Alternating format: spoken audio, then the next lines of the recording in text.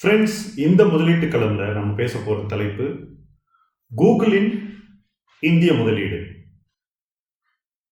1998ஆம் ஆண்டு துவங்கப்பட்ட கூகுள் நிறுவனம் 2004இல் இந்தியாவுக்குள் வந்தது.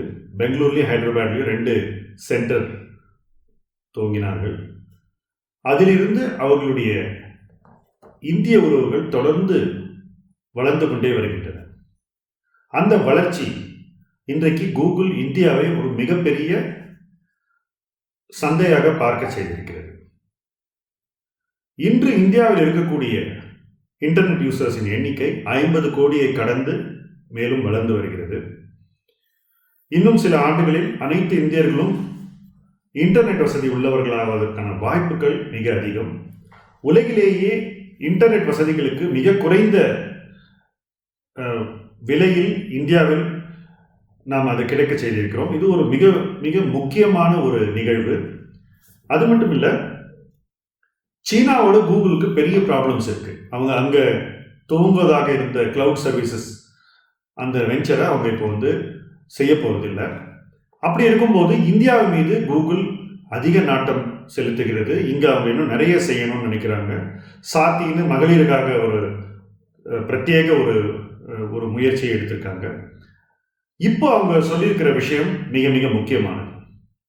இன்று கிட்டத்தட்ட $1 trillion மதிப்புள்ள நிறுவனம் தான் கூகுள். அதனுடைய பேரண்ட் கம்பெனி ஆல்பபெட்டுடைய மதிப்பு இன்று $1.06 trillion. அதாவது நம்ம நாட்டினுடைய ஜிடிபி இப்போது கிட்டத்தட்ட ஒரு 2.5 trillion வச்சுக்கோங்க. அதுல 40% கூகுளுடைய மதிப்பு இருக்கு. இப்படிப்பட்ட ஒரு நிறுவனம் இந்தியாவில் அடுத்த 5 to 7 ஆண்டுகளில் 75,000 கோடி முதலீடு செய்வதற்கு இன்றைக்கு உறுதியளித்திருக்கிறது. அதன் தலைவரான சுந்தர் பிச்சை இந்த அறிவிப்பை இன்று வெளியிட்டிருக்கிறார். 75,000 கோடி என்பது $10 பில்லியன். இந்த $10 பில்லியன் முதலீடு செய்யும் போது இந்தியாவில் பல விதங்களில் இது மாற்றத்திற்கு வழிவகுக்கும் என்பதில் எந்த விதமான சந்தேகமும் இல்லை. வேலை வாய்ப்புகள் கூடுவது ஒரு பக்கம் இருந்தாலும், எங்கெல்லாம் இந்த மாதிரி தொழில்நுட்பத்தில் நம்ம முதலீடு செய்கிறோமோ அதனால கிடைக்கக்கூடிய பயன்கள், எஃபிஷியன்சி, வேகம், அதே போல பலருக்கு அந்த வாய்ப்பு, இதெல்லாம் எத்தனையோ பேருடைய வாழ்க்கை நிலையை உயர்த்துவதற்கு வழிவகுக்கும் என்பதில் எந்த சந்தேகமும் இல்லை. இந்த ஒரு அறிவிப்பை நாம் எப்படி பார்க்கணும்? கடந்த சில ஆண்டுகளாகவே நாம் தொடர்ந்து இந்தியாவில் டிஜிட்டல் இந்தியாவை பற்றி பேசி வருகிறோம். இதையெல்லாம் நாம் வெறும் அறிவிப்புகளாகவே பார்த்து வந்தோம். ஆனால் அது அப்படி இல்லை. ஒரு அறிவிப்பு உலகத்திற்கு நாம் எதை நோக்கி செல்கிறோம் என்பதை சொல்லக்கூடிய ஒரு அறிகுறியாகத்தான் பார்க்க வேண்டும். அதை தொடர்ந்து எடுக்கக்கூடிய வணிக நடவடிக்கைகள், எப்படி ஜியோவுக்கு இன்னைக்கு 1.5 லட்சம் கோடி வந்திருக்கோ, இனி கூகுள் எப்படி 75,000 கோடி முதலீடு செய்கிறேன்னு சொல்றாங்களோ, அடுத்து அமேசான் என்ன சொல்ல போறாங்கன்னு பார்க்கணும். இந்தியாவுடைய 5G நெட்வொர்க்குக்கான மொத்த முதலீடும் அந்நிய நாடுகளிலிருந்து வரும் என்பது என்னுடைய கணிப்பு. அப்ப இந்த மாதிரி பெருமுதலீடுகள் வரும்போது இந்தியா உண்மையிலேயே டிஜிட்டல் இந்தியாவாக மாறுவதற்கான உட்கட்டமைப்பு அமைந்துவிடும். அதன் மூலமாக நாம என்ன செய்ய முடியும், அதை உபயோகப்படுத்தி நம்மை இன்னும் அடுத்த நிலை கொண்டு செல்வதற்கு என்னெல்லாம் செய்யணும்னு நம்ம நாட்டு தொழில்களும் சேவைகளும் முதலீட்டாளர்களும் தனிநபர்களும் யோசிக்க வேண்டும். அந்த ஒரு திசையை நோக்கி தான் நம்ம போயிட்டு இருக்கோம்.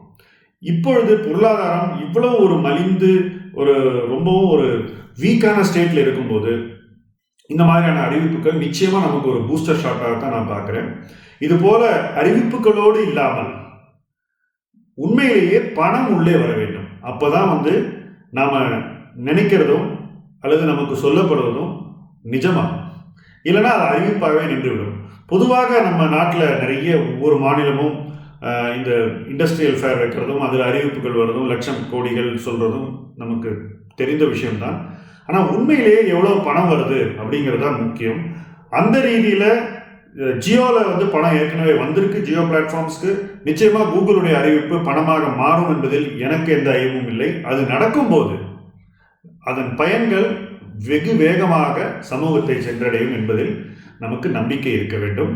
ஆகவே அறிவிப்புகள் முயற்சிகளாக மாறி முதலீடுகளாக மாறி வளர்ச்சிக்கு வழிவகுக்க வேண்டும் என்பதே என்னுடைய எதிர்பார்ப்பு. தொடர்ந்து முதலீட்டு களம் பாருங்கள். இது மாதிரியான அனௌன்ஸ்மெண்ட்ஸை பற்றி நாம் விவாதிப்போம், டிஸ்கஸ் பண்ணுவோம். அதை பற்றியான எதிர்பார்ப்புகளை நம்ம செட் பண்ணிப்போம். நண்பர்களோடு பகிர்வோம், வளர்வோம். நன்றி.